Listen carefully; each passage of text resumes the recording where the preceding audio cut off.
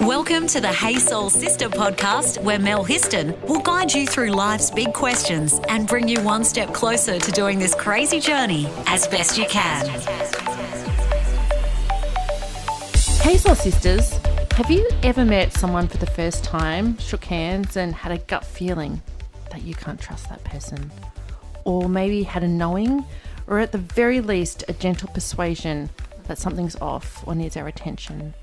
Or maybe you've faced a challenge but had a sense, a warm feeling of inner peace and love in your heart because you know that everything is going to be okay.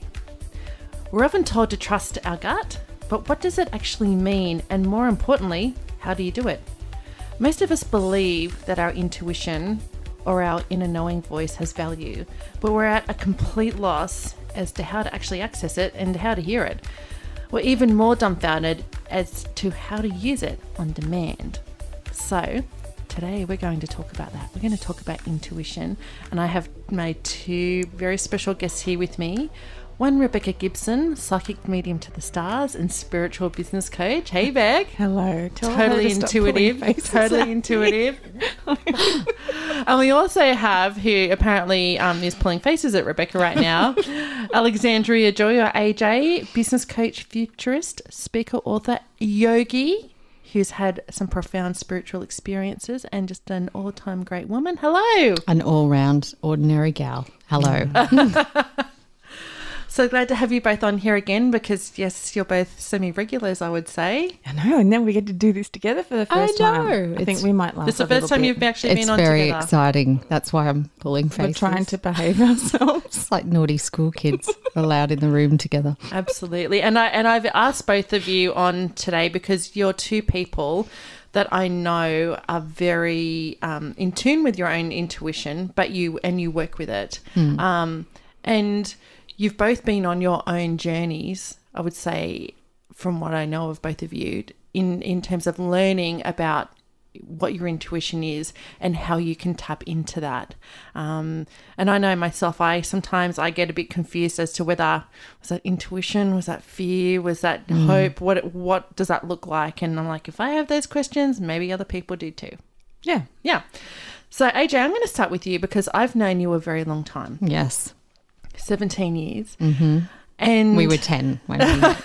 Absolutely, we were 10 years old. And we worked together both at John Hunter Hospital and then at Work Cover. And I remember when we were doing team building training once, we all did Myers-Briggs as an exercise, which is a personality type testing where everybody kind of figures out all the little how you operate, I guess, what your personality is on a continuum, and measures against different attributes as to how you respond to different situations, how you think, how you operate. And one thing I remember about you was that it came out that you're very much a thinker, or you were a thinker, as opposed to a feeler. Yes. Whereas I've always been a feeler.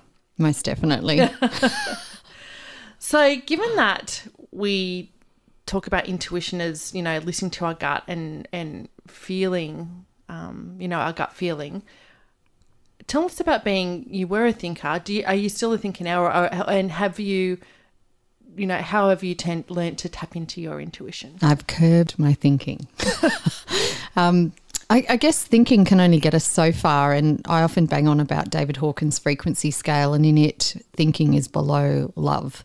So the intellect can only go so far, and then you need to drop into the heart and the gut to go beyond. For me, it was, I guess, learning to meditate, learning to become more still. And I think when it comes, and I know, when it comes to intuition, we have that suppressed from a young age, in that as children we're told to believe what our parents tell us, what our teachers tell us. And so even though our inner voice might be saying something, we're being told something different by an adult. And so we start to defer to what the adult is saying. And so for me, I believe I suppressed a lot of my intuition. I had a lot of it as a child and a bit prophetic sometimes when I was younger, and that all got squashed, and I started to just go for the academic because I could see that's what got me reward, and that's what got me I guess, my parents to be happy with me and all of those sorts of things. And school and education all pushes you into thinking. And so I pushed my intuition down and sort of lost the voice. And it took a while, and it took stillness, because we're so busy and noisy, to actually start to tune in, tap in to it again. Yeah. And so, Beck, what is our intuition? It's your higher consciousness speaking to you. So your ego, your thinking mind, is your consciousness, and your higher consciousness is your soul. It's the smartest part of you, and it's navigated through feelings. But I was just thinking what AJ said about teaching our kids not to trust themselves. I'm sitting here feeling guilty about the Santa Claus and Tooth Fairy thing, because as a collective, we constantly lie to children. And then when they question us, this isn't true. Yes, it is. Yes, it is. And then we gaslight them. Now I feel horrible.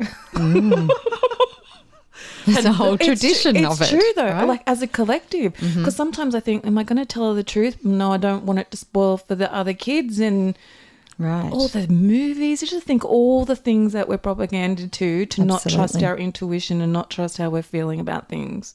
And even, I know my mum says she used to take me shopping as a little child, and certain people in the queue, like at a grocery store or something, I would cry or say, I don't feel well in my tummy looking at that man or woman or whatever. And she would be like, shh, don't be embarrassing, don't offend people.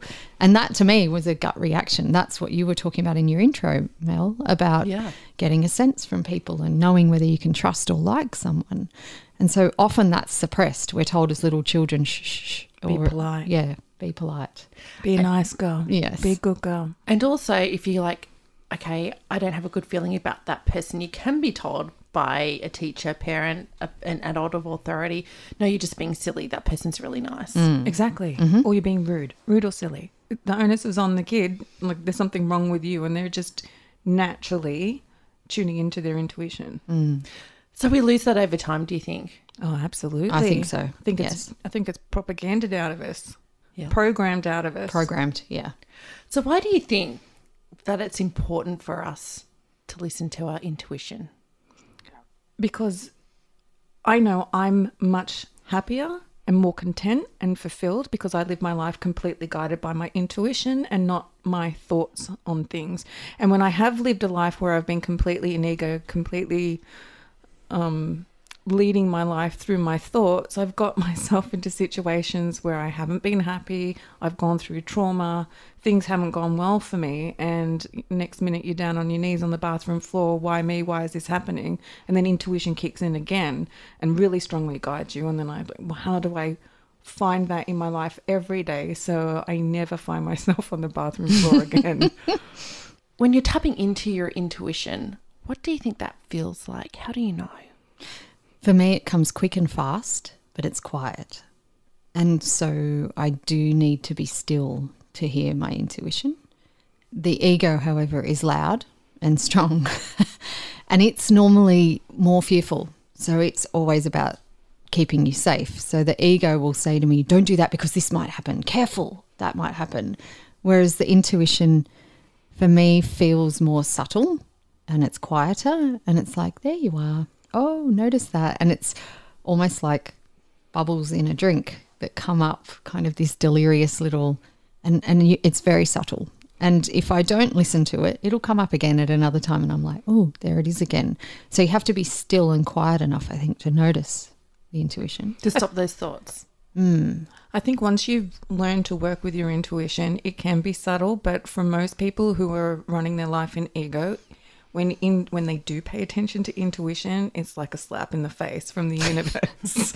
You're like, oh, because you didn't because they've missed it for the first 6 times. You didn't pick up on the subtleties. You can't hear it. That's why stilling your mind, your egoic mind, stilling your egoic mind and putting out the white noise that ego, because ego's constantly at you about the past or worrying about the future, and it's never in the present moment. And when you can still the ego, like quieten it down, like go park yourself to the side, that's when your soul, your higher consciousness, your intuition can start speaking to you and you can hear it and then be led by it. But you have to find some form of activity to quieten your ego down. So meditation doesn't work for everybody.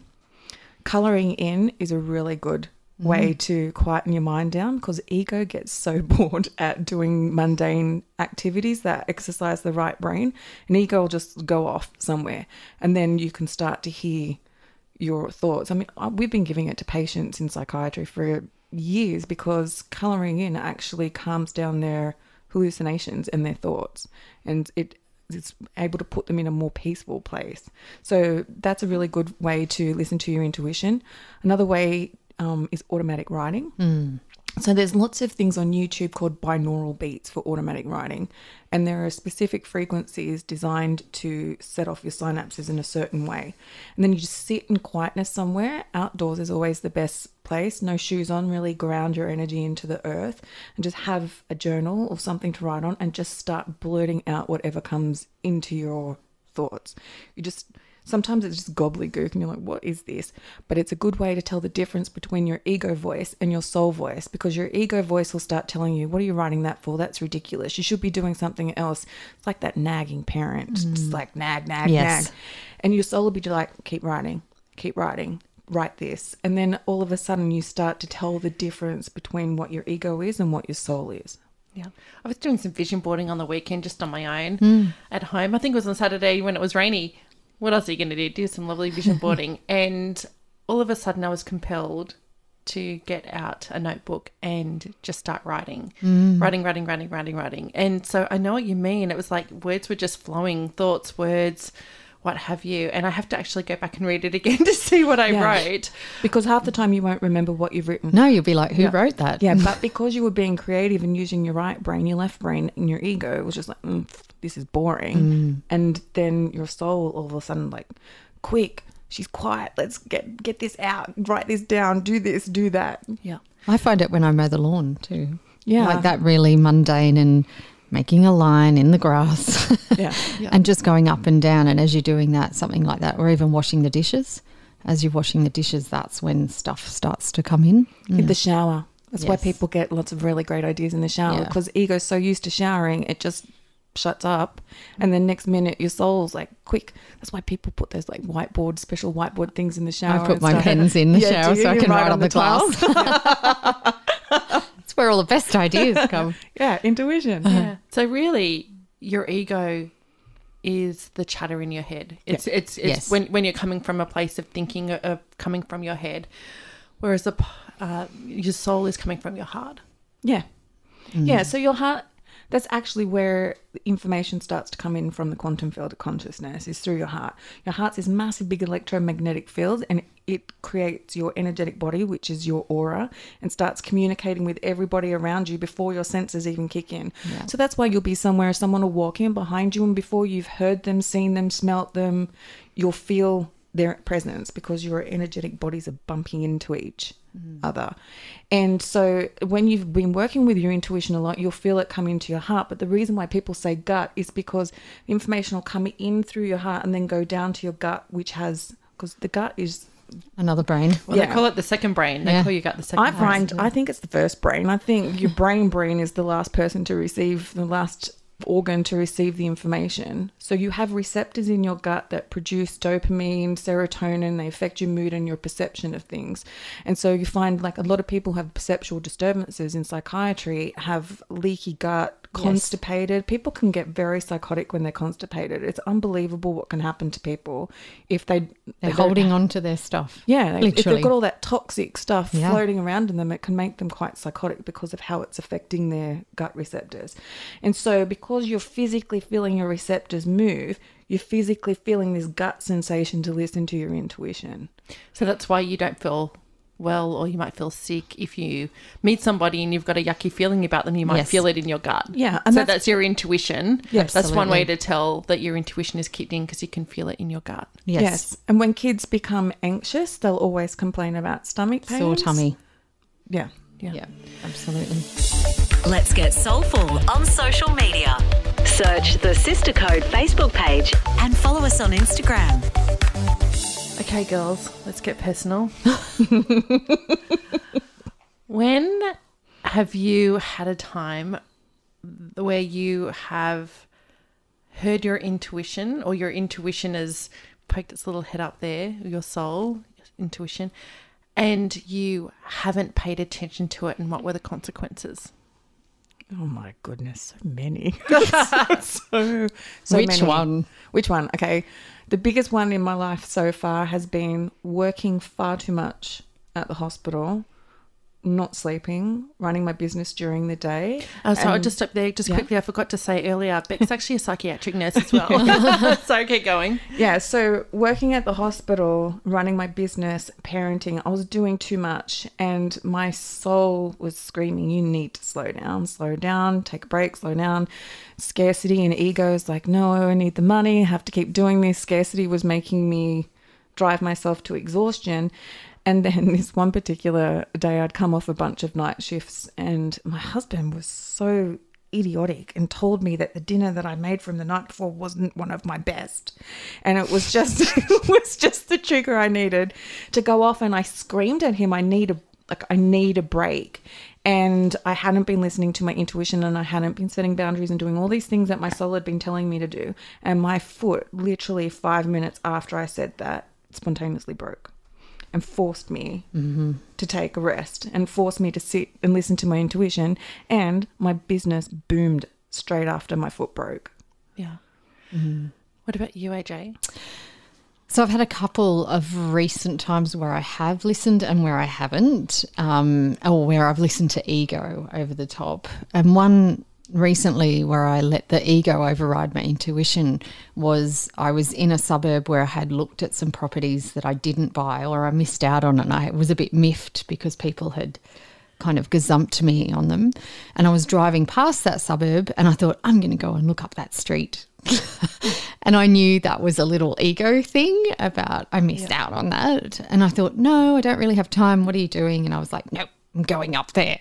And my intuition said, keep going, drive home. And my ego went, go and look. Yeah. And I went and looked, and when I was driving back down the hill, someone reversed out of their driveway into my car. Oh, no. And I was like, wow, that's pretty strong message. Thank you, universe. Yeah. And then when I've listened to it, it's always been a visceral physical response. And like you were asking about before, being a thinker or feeler, that's where I'm much more in tune now with noticing what happens in my body. I used to be more of a headless chicken. And so the land that I bought, I knew the moment I stepped onto it, and I didn't even look at the house. I went straight to the mountain that's on the side and the rocks. And the moment I touched the rocks that are there, I spontaneously cried and felt at home straight away. And put an offer in on the spot, and the real estate was like, well, you haven't seen the house yet or anything. And I'm like, I know, I just know. Yeah. And I knew, a very strong knowing. Yeah. Our emotions are such an important guidance system, but that's another thing that we're told as children. Don't show your emotion, don't cry, suck it up. You're too sensitive, Why you're too are you emotional. crying? Yeah. Yes. Yeah. And so you then learn, I can't trust my emotions, and yet your emotions are the compass. Joy should be the compass for everything that you do in life, even if at the time it doesn't make any sense. Yes. Yeah. As long as you're not hurting anyone else. And especially with people, I think for you, Mel, and the work you do with your charity as well, in those kind of domestic violence, abuse, all of those sorts of things, violence of any kind, we always say to people, look out for red flags. But as you and I know, we don't always see the red flag, or we might get an inkling of it, but we don't trust that. And that's a muscle that you have to build just like any other muscle. Yeah. So to learn more about what does a red flag feel like, and then to start to trust that and notice it and honour it for yourself, I think a lot of it comes down to your sense of self-worth, and that the messages that you're getting from inside your own universe is more important than the messages from outside of you. Yeah. So years ago, I had an experience where my intuition, my gut was screaming at me with some red flags. They were waving the red flags right in front of me, and I did not listen. Mm-hmm. So I was applying for a job. It's when I was leaving work cover, and I was applying for a job because I wanted to work in Newcastle again and stop travelling to the Central Coast every day. And I went for a job interview, and there were two women interviewing me, and one of the women who would be my boss, I just got an icky feeling from her. I was sitting there and I was watching the HR girl, and I'm like, no, she's lovely. I get that. Mm-hmm. And the woman who was going to be my boss, she didn't say anything, you know, but I just got this sense. I'm like, oh, something doesn't feel right here. Anyway, they ended up offering me the job. And I said yes, but I still got this icky sense inside me. And so I reached out to her and I said, look, I've just got a few queries about taking the job. Could we meet for coffee? So I went and had a coffee with her because I was like, I just need to try and allay those fears. Is it fear? Is it my gut? What is it?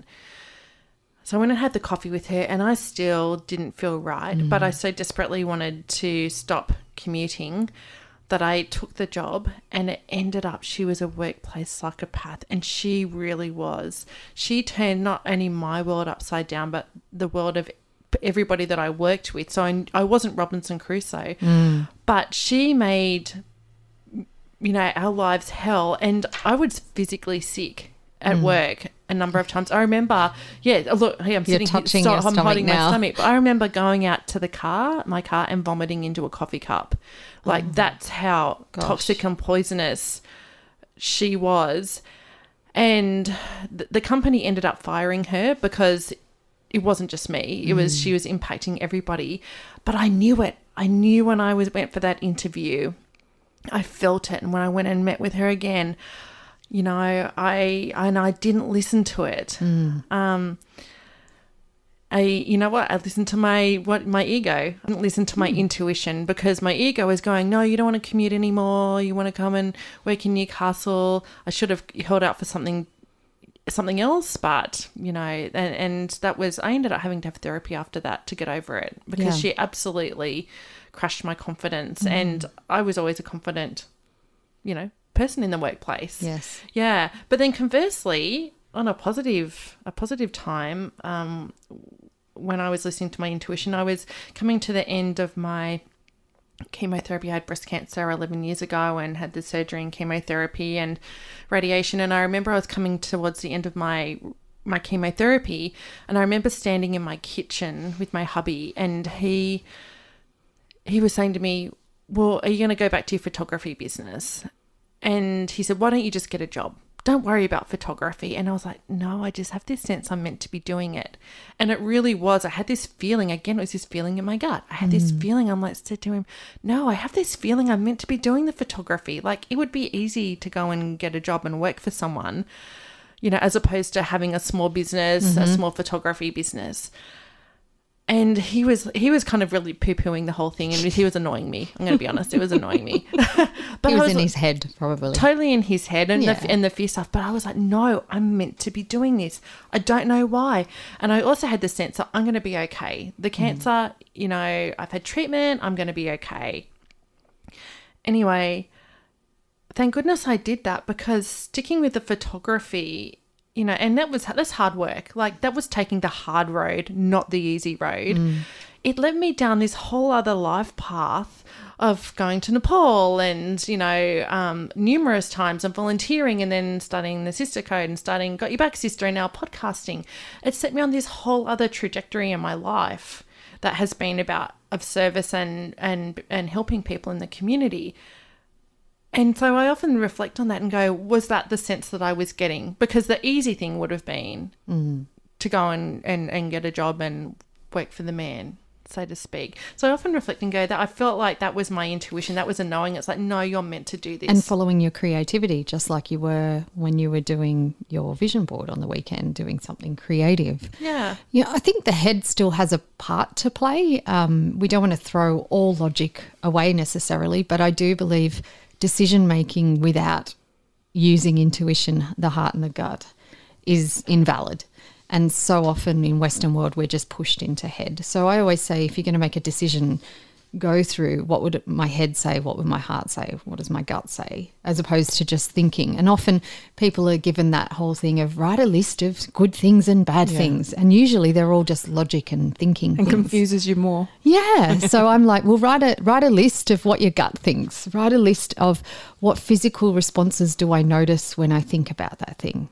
Yeah, or when I'm doing that thing. Because our higher consciousness knows the steps ahead, because there's no such thing as linear time. There's just energy. So our higher consciousness knows what's going to happen in our life based on decisions that we've made.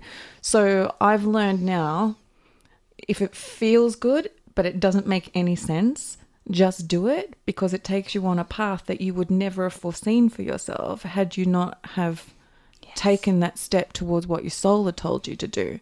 Yeah. I would never have my business if I'd listened to my ego. Absolutely. And even on the weekend, I was with a girlfriend, Michelle, and we were working in my yard, and she had this really strong intuition to sit and meditate with rocks. And so we went to a circle I've got of rocks, and we sat and meditated, and then we got a clue about a bridge. And I said, there's a bridge down here locally, and I'm really interested in what's its history and everything. We went, let's get in the car, threw our shovels down, got in the car, went down to the bridge, and then found all this history of this old disused bridge that led us on this goose chase around the town.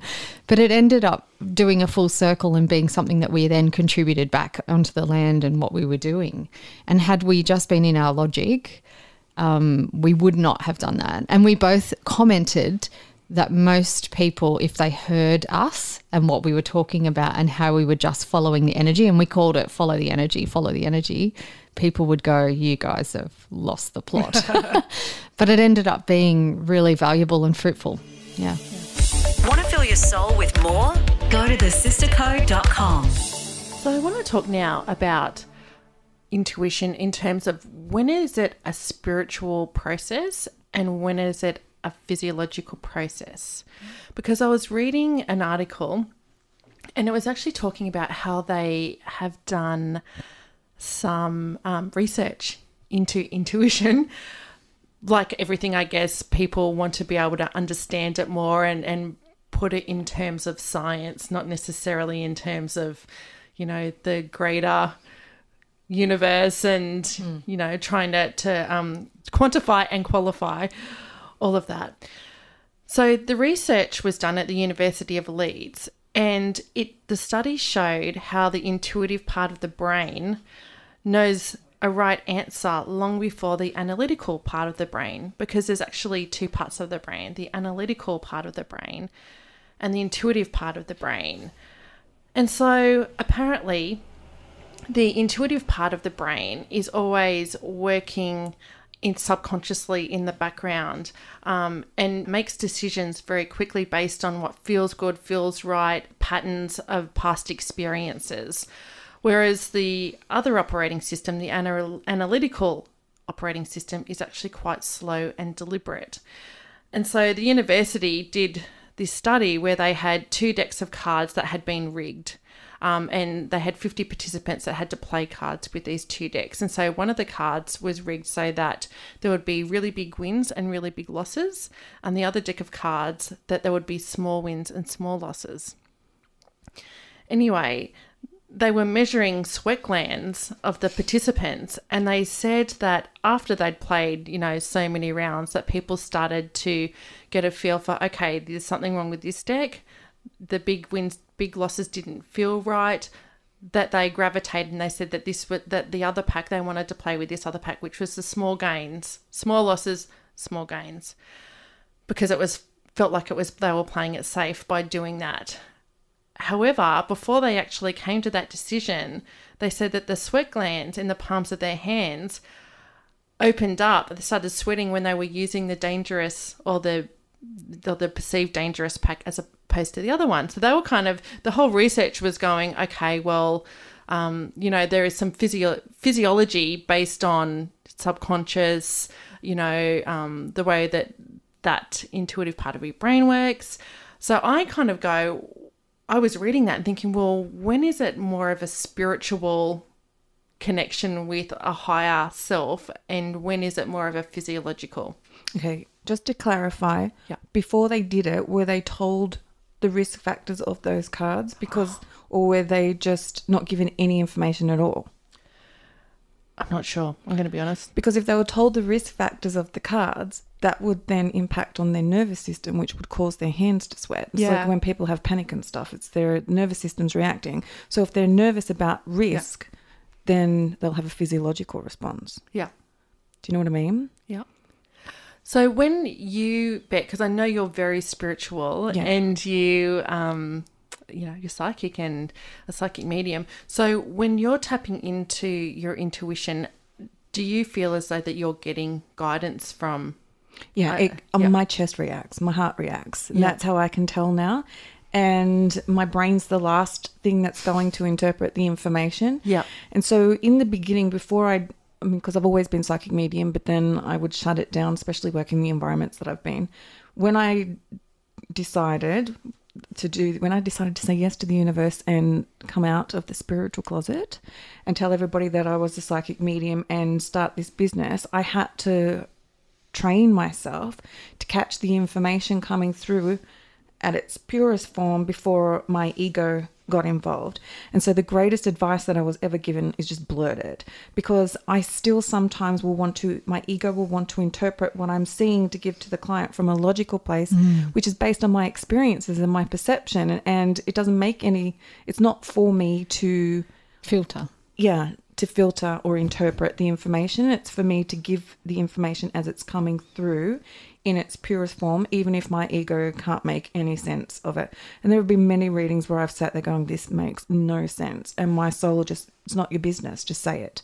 And so I learned blurting it out is the best way to start, because then you can tell when your ego wants to get involved. And it's best to blurt and then get validation. But I still have clients like 4 years later, you said this, remember that, and this came true. And I'm like, that didn't make any sense at the time. But now all the puzzle pieces are in place and you can see where people's lives have like come to fruition.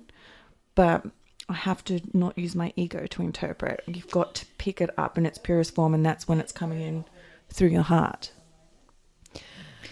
I know for me, again, it's that physical sensation thing where the ego's not involved. My gut will react and I get hot in my gut if something's not good. Not good for me right now, but if it is, I get chills, I get the goosebumps, the chicken skin, or I get literal like jolts of energy. So I'll often say it's like electricity running through me. And so I just follow that, follow that. If I get that, I know I'm onto something, and I'll often get that during a meditation. I might meditate on something, and even though my ego wants to go one way, the intuition will show me the other way through the physical response. But in the same way as well, I love it, particularly as a business coach, when I'm working with a client, when they say something that is pure and true for them, I get the chills then, and it's nothing to do with me, but my cells respond to their truth. Yeah. And so that's beautiful, because I know, pursue that with them, ask more about that, or how do I encourage them to follow that, even if their logic's saying, oh, I should change jobs or I shouldn't be doing that. As soon as I get that response, I know that's true. That's what intuition is. It is truth. It is. Yeah. It's purity. Yeah, truth. Yeah. So then, for anybody that's listening, Soul Sisters that are listening today, how can we tap into our intuition? Quietening your mind down, finding a way. It's not always meditation, but you can get guided meditations to help you. But some people find it really hard to sit and meditate with no noise. So there's guided meditation, there's colouring in, anything that's going to quieten down your egoic mind. And I know for me too, I like walking in the bush and looking for signs and clues. So I say, show me. I'll just say, show me, and I just walk. And so I might see a fork in a tree and I think, okay, I'm at a decision point. Do I go left or right? And I go, just choose. And it's a bit like Mel Robbins always says, 5, 4, 3, 2, 1, go. Don't let your intellect get involved, just go. And so I practice going with my gut. I might go for an hour walk in the bush and I just look for clues. So I'm like, oh, that rock's pointing that way. I'll just follow it. And so I allow myself to just follow that. And that's kind of flexing the muscle. Yeah. Yeah, and feeling into it. Because when you say you've got a fork in the road metaphorically to make a decision, you just see it. I normally will put my hand in my heart to kind of anchor myself into that space. And what feels good, what feels joyful, and what feels fear. Am I making this decision because it's scarcity or fear, or I'm freaking out about the consequences if I don't make that decision? But what feels good? What feels like love? Because everything's either love or fear. Yeah. As soon as you choose love, it will take you to more places that are love. Is it tight or expansive? And that's the hardest thing, I think, is letting go of those negative thoughts and feelings so that you can actually tap into your intuition or tap into that love. And I guess that's with a meditation is a tool or a channel to be able to do that, to let go, to quieten those negative thoughts, that monkey mind chatter. And it's practice. It's exercise. It's just like if you were bodybuilding, to get bigger muscles, you have to do something to exercise this all the time in order for you to trust it. Yeah. And it's a bit like Beck here is a psychic medium because she's practiced that muscle. Actually, we all are. It's just that we're like, everyone can cook. Everyone can cook to some basic degree, but we don't call ourselves a chef because we haven't practiced the muscle. Exactly. Beck here can call herself a psychic medium because she's practiced that muscle and she's so in tune with it, but all of us have it. And so it's just up to us to lean into it and to trust it. And often it's not just our ego mind, it's listening to everyone else that's stopping us. So other people go, like your husband said to you, photography, why do you want to do that? And you knew, right? And it's that trying to convince others about your knowing because you can't logically explain. Yeah. People always say, oh, it's a gift. And I'm like, it really is not a gift. It's an ability that we all have. We are all mind, body, soul, and soul is intuition. And we absolutely all have this ability. Whether you choose to exercise it or not is up to you, but we all are intuitive beings. And if we all as a collective started working on our intuition more rather than what our ego or the programming that we've been giving, the world would be a very different place. Want to save your soul? Review us on Apple Podcast. So some things that we can do is maybe start a daily meditation, whether that's in the morning or the evening, whatever works for you. I know a lot of people like to meditate first thing in the morning and start off the day with a calm, quiet mind. The automatic writing, like you were saying. Yeah, that's a great tool. You know what else is another really great tool? Gratitude. Practicing gratitude every day can help you to get into what feels good and what feels joyful. And if you're doing that every day, then you can at least know how your body's responding to gratitude and what your body's responding to love, like where it starts to feel good inside of you, and the goosebumps and the rush that you get up and down your spine as that consciousness is coming in and affects your nervous system. So if you practice gratitude every day, then it helps you to tell the difference between how you're feeling. There's some great guided meditations too that I really recommend by Joe Dispenza. And Joe has done a lot of actual scientific research on people trusting their intuition and when their consciousness is expanding.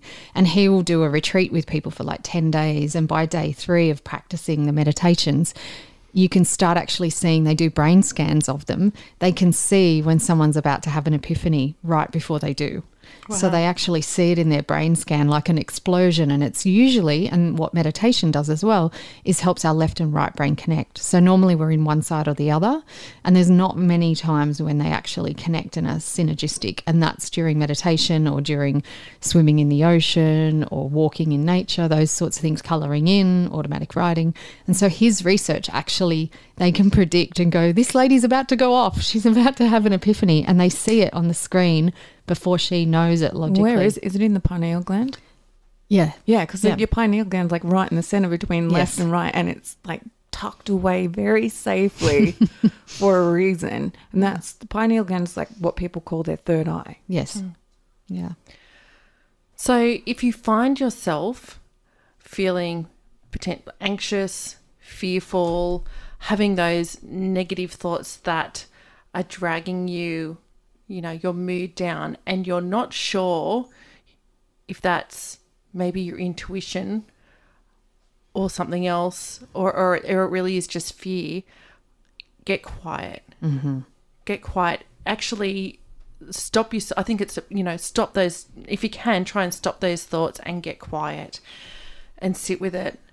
Do a meditation, whether that's guided. Do some automatic writing, any kind whatever of that exercise. And you need to do it regularly. So when you do go into maybe fight or flight, to be able to use your intuition in that state rather than use it from a state of panic. So you have to exercise it. Yeah. You can't leave it until the last minute and then, oh my goodness, am I having this experience because I'm in fear of, am I having this experience because my intuition is telling me to run? Yeah, and I think it's right. The more you do it, the more you begin to trust it and know it. And also the more you observe your ego voice and go, oh, there it is, trying to keep me safe again. Yeah, that's the best bit, being able to tell the difference between your ego and tell the difference between your soul, your intuition. Yeah. That's why you need to exercise. Even just breathing, the breath. Yeah, if you're noticing anxiety, taking, some long exhales, taking time to breathe. And we don't do that very well either. And then you'll start to notice, because when you're racing and your heart's racing, there's too much blood even going to your brain. And so, of course, that gets dominance. So, and the adrenaline kicks in. Yeah, allowing the breath to bring energy to the whole body. And in yogic terms, they say we actually have 5 layers of our body. And the third is the intellect, and they call that the gateway. And they're like, that's the blocker. It's the trapdoor. And if you get stuck there, you never get to the deeper layers of knowing. Dolores Cannon calls the ego Mr. Stupid. And that sums it up perfectly. I love that. Mr. Stupid. Mr. Stupid. I'm going to call my ego that from now on. Thanks, Beck. Okay, girls, thank you so much for coming in today and pulling that apart, looking at our intuition and how we can tap into it more. So how can we find out about you girls, and if people want to reach out to you, how can they do that? Best way for me is usually LinkedIn. So just look up Alexandria Joy on LinkedIn or alexandriajoy.com.au. Mine's my website, www.rebeccagibson.com.au, or I'm always on Facebook. I'm on Clubhouse now. Clubhouse. That really teaches you to listen. It's all happening in the Clubhouse. I like Clubhouse. And if you would like to talk further or get some more information about your intuition, you can email info@thesistercode.com or go to thesistercode.com website. Fantastic. Thanks, Soul Sisters. Thanks for having us. Thanks, Mel. Thanks for listening to Hey Soul Sister with Mel Histon. What would help you on your crazy life journey? Email Melissa@thesistercode.com.